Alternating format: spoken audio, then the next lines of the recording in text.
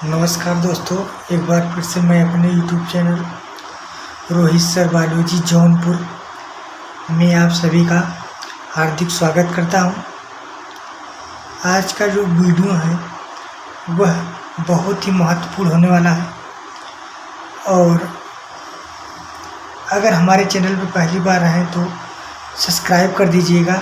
ऐसे ही हम महत्वपूर्ण वीडियो अपलोड करते रहेंगे और इस वीडियो से संबंधित किसी भी प्रकार की शिकायत हो या किसी दूसरे टॉपिक पर वीडियो बनवाना है तो हमें इस नंबर पर मैसेज करके बता सकते हैं। चलिए हम शुरू करते हैं। एकदम आसान भाषा में, कैसे नहीं समझ में आएगा ये अपने दिमाग से निकाल दीजिए, हम बिल्कुल आप लोगों को याद करवा देंगे।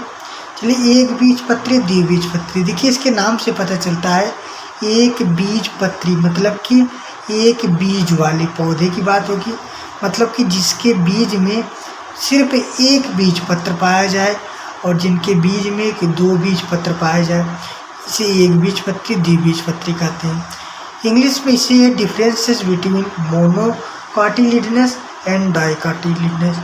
चलिए हम बात करते हैं सबसे पहले आवृतबीजी। आवृतबीजी क्या होता है? आप जानते हैं कि ऐसे पौधे जिनमें पुष्प का निर्माण हो उसे हम आवृतबीजी कहते हैं। तो आवृतबीजी मुख्य रूप से दो प्रकार के होते हैं। आवृतबीजी पौधे कितने प्रकार के होते हैं? दो प्रकार के होते हैं।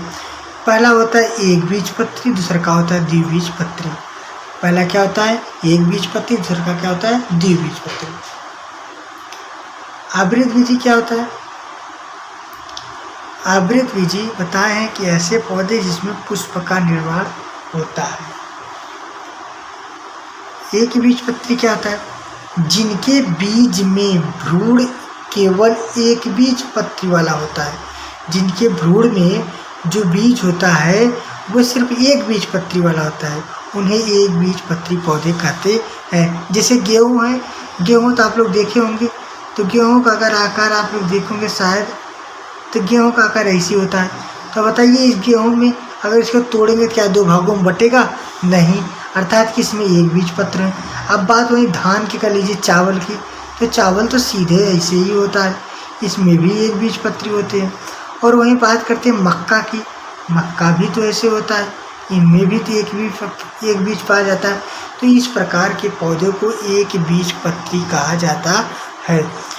दूसरे की बात करते हैं जिनके बीज में दो बीजपत्र पाए जाते हैं, अर्थात हम साधारण ये कहेंगे कि ऐसे पौधे की बात करेंगे जिनके जो बीज होंगे बीज में से तोड़ेंगे अलग हो जाएगा।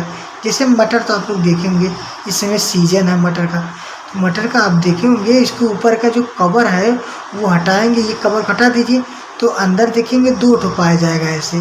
तो इस प्रकार के जो दो बीजपत्र पाए गए इसको हम द्विबीजपत्री कहते हैं।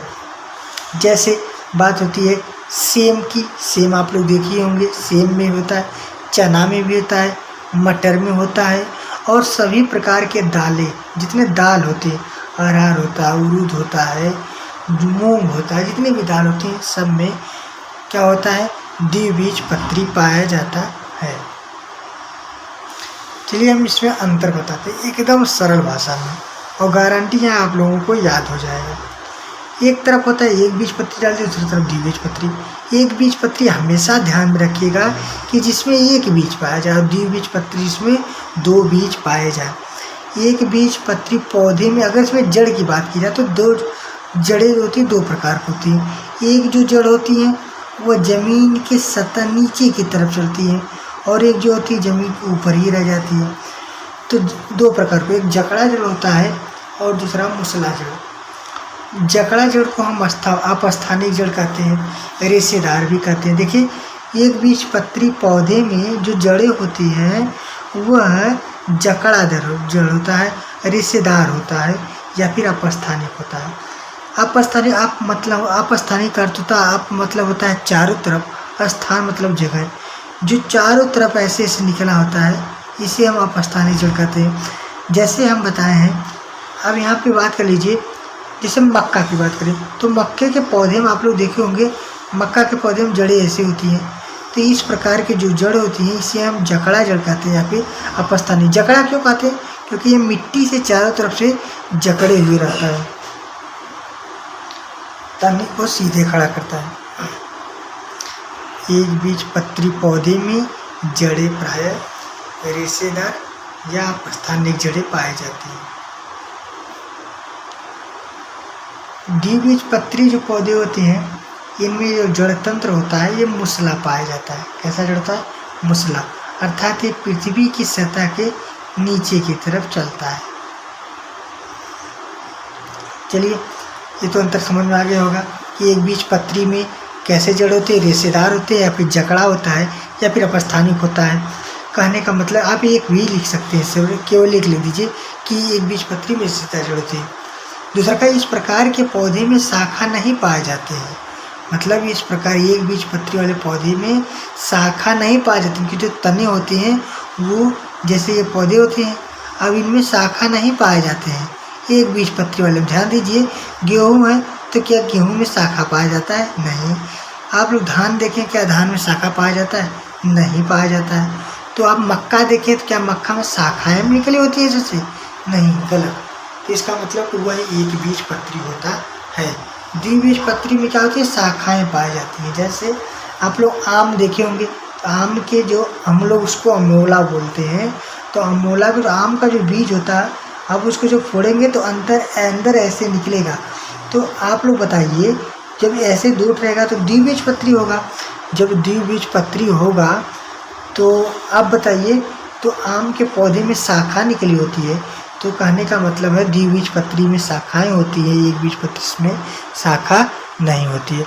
तीसरा का क्या है? इस प्रकार के पौधे की पत्तियां, अब पत्ती की बात होती है, इस प्रकार के पौधे की पत्तियां समांतर शिराविन्यास होती है।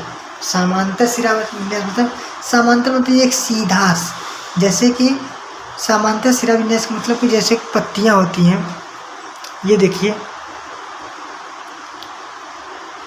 पत्तियां जो होती हैं ऐसी होती हैं, इसको हम लोग बोलते हैं समांतर शिराविन्यास। जैसे आप लोग गेहूं की पत्ती देखे होंगे, धान की पत्ती देखे होंगे, ऐसे चौड़ी चौड़ी लंबी लंबी होती है। आप लोग बाजरा का भी देखे होंगे, मक्का का भी देखे होंगे।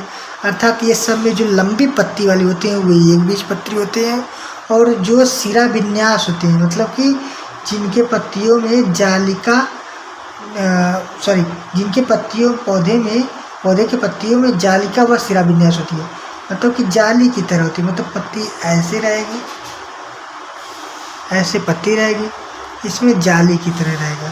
इसको हम बोलते हैं जालिका वत शिराविन्यास। मतलब कि इस प्रकार की पत्ती वाले को द्विबीजपत्री कहा जाता है और लंबी पत्ती वाले को एक बीजपत्री कहा जाता है। ये मुख्य रूप से इनका लक्षण है।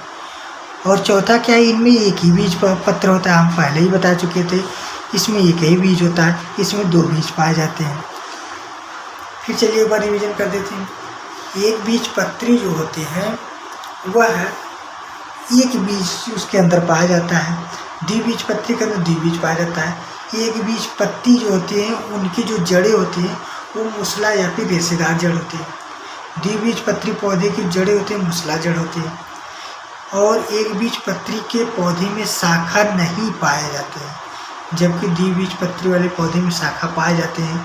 हम बताएं आम में तो कई शाखा निकले होते हैं, और जो एक बीजपत्री होते हैं उनमें जो पत्ती होती है वो लंबी लंबी होती है। कैसी होती है? हम कह सकते हैं कि समांतर शिराविन्यास होती है, और इनमें जो होती है वो जालिका व शिराविन्यास होती है। अंतिम वाला तो आपको पता है, एक बीजपत्री में एक बीज पाए जाते हैं और द्विबीजपत्री में द्विबीज पाए जाते हैं। हमें उम्मीद होगा कि आप लोगों को ये वीडियो जरूर समझ में आया होगा। टॉपिक अच्छा लगा होगा तो लाइक कर दीजिएगा, कमेंट करके बताइएगा सर समझ में आ गया है। ठीक है, बहुत बहुत धन्यवाद, नमस्कार। हमारे चैनल को सब्सक्राइब करना मत भूलिए, लाइक करना मत भूलिए। ठीक है, नमस्कार।